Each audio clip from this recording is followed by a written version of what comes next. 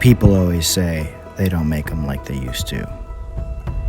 The world is drowning in things that break, things that fade, things that were never meant to last. We've traded patience for speed, skill for automation, and meaning for more. But somewhere in the dark, there's a light. A fire still burns for what matters. Hands that remember, craft that endures, a way forward by looking back. Because some things shouldn't be lost,